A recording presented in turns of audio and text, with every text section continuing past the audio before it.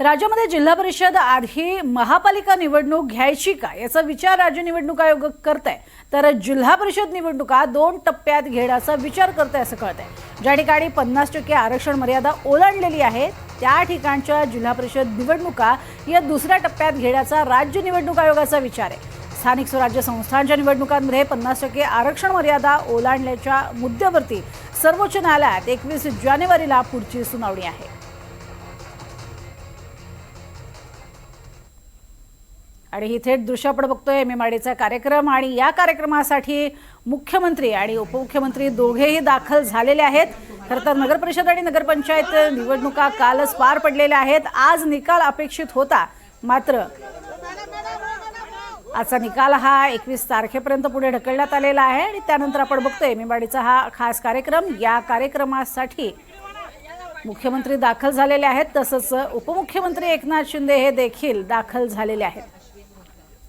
ही कार्यक्रमाची थेट दृश्य आपण बघतोय।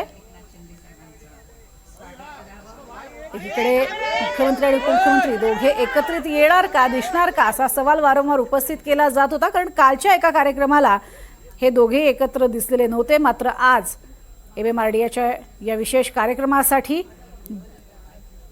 CM DCM मुख्यमंत्री आणि उपमुख्यमंत्री हे दोघेही उपस्थित आहेत।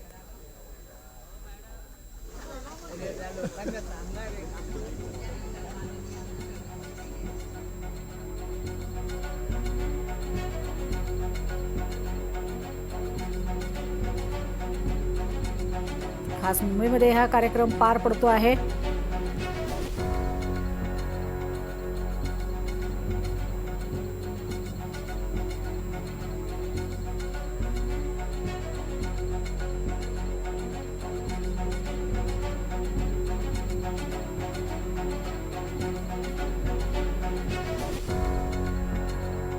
आजचा विशेष कार्यक्रम आहे MMRDचा, आणि त्या निमित्तानं मुख्यमंत्री उपमुख्यमंत्री हे दाखल झालेले आहेत। अधिक माहिती घेऊया सागर कुलकर्णी यांच्याकडनं। सागर, कार्यक्रमामध्ये दोघे एकत्र दिसणार का असा सवाल उपस्थित केला जात होता, मात्र हे दोघे जण कार्यक्रमासाठी एकत्र आले आहेत। प्रज्ञा, गेले काही दिवस नगर परिषदेच्या प्रचाराच्या निमित्तानं महायुतीतल्याच नेत्यांमध्ये टोकाचा संघर्ष दिसत होता। आज मात्र कार्यक्रमाच्या निमित्तानं मात्र हे दोन्ही नेते एकत्रित एका स्टेजवरच आहेत, आणि मुळात सारं काही आलबेल आहे अशी देहबोली या दोन्ही नेत्यांची आहे।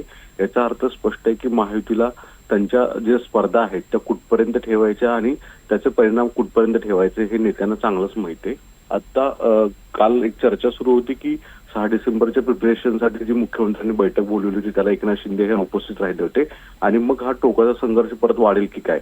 पण आज महत्वाच्या या कार्यक्रमाला मुंबईच्या दृष्टिकोनातून एक महत्वाच्या या प्रकल्पाचं उद्घाटन होत आहे। मुंबईचे पालकमंत्री म्हणून स्वतः एकनाथ शिंदे इथे आवर्जून उपस्थित आहेत। नगर विकास खात्याच्या अंतर्गत येणारा MMRDच्या वतीने या कार्यक्रमाचं आयोजन केलंय। तर दुसरे राज्याचे सर्वेसर्वा असणारे मुख्यमंत्री देवेंद्र फडणवीस सुद्धा आहेत। त्यासह इतर जे आहेत म्हणजे मुंबईसह पालकमंत्री मंगलप्रभात लोढा, विधानसभा अध्यक्ष राहुल नार्वेकर हे देखील आवर्जून उपस्थित आहे, कारण की राहुल नार्वेकरांचा हा विधानसभा मतदारसंघ आहे। या प्रमुख नेत्यांमध्ये सगळ्यात जास्त लक्ष केंद्रित आहे ते एकनाथ शिंदे आणि देवेंद्र फडणवीस यांच्याकडे, कारण की प्रचारामध्ये टोकाची एकमेकांच्या विरोधामध्ये आरोप प्रत्यारोप झाले। स्थानिक पातळीवर अनेक एकनाथ शिंदेच्या जे आमदार आहेत त्यांच्यावर देखील कारवाई झाल्याने यामागे भाजपच आहे असा एक सूर होता। दुसरीकडे भाजपाने सुद्धा एकनाथ शिंदेच्या अनेक आमदारांवर खूप जोरदार टीका केली होती, मात्र तो एक प्रचाराचाच भाग असल्याचं आता दिसून येतंय। दोन्ही प्रमुख नेते हे इथे आवर्जून उपस्थित आहेत, आणि सर्व काही आलबेल आहे असा सगळा संदेश देण्याचा प्रयत्न या दोन्ही प्रमुख नेत्यांच्या वतीने दिसून येतोय। नक्कीच, मात्र ज्या पद्धतीनं तू उल्लेख केलास की यापूर्वी झालेल्या सभा, त्या सभांमधनं एकमेकांवरती झालेली टीका, त्यानंतर 3 तारखेपर्यंत आम्हाला युती टिकवायची आहे हे चव्हाणांचं भाष्य, आणि यावरनं रंगलेलं राजकारण होतं, कारण शिंदेचे सुपुत्र यांनी सुद्धा त्यावरती भाष्य केलेलं होतं। आणि या सगळ्याच्या पार्श्वभूमीवर फडणवीस शिंदे यांचं एकत्र असणं आणि अर्थातच राजाचा गाडा हाकत असताना हे सगळ्या ज्या कुरबुरे आहेत या तात्पुरत्या स्वरूपाच्या असतात हेच दाखवण्याचा हा एक प्रकारे प्रयत्न म्हणायचं का?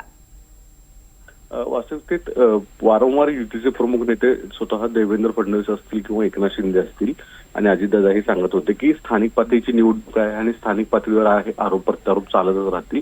प्रत्येकाला स्वतःच्या पक्षाची संख्या वाढवणं, क्षमता वाढवणं यासाठी हा प्रयत्न असतो. पण यामध्ये त्याचा परिणाम युती सरकार म्हणून त्यांनी थेट कुठल्या राज्य सरकारवर होईल याची शक्यता मात्र नाही असं आवर्जून सांगत होते.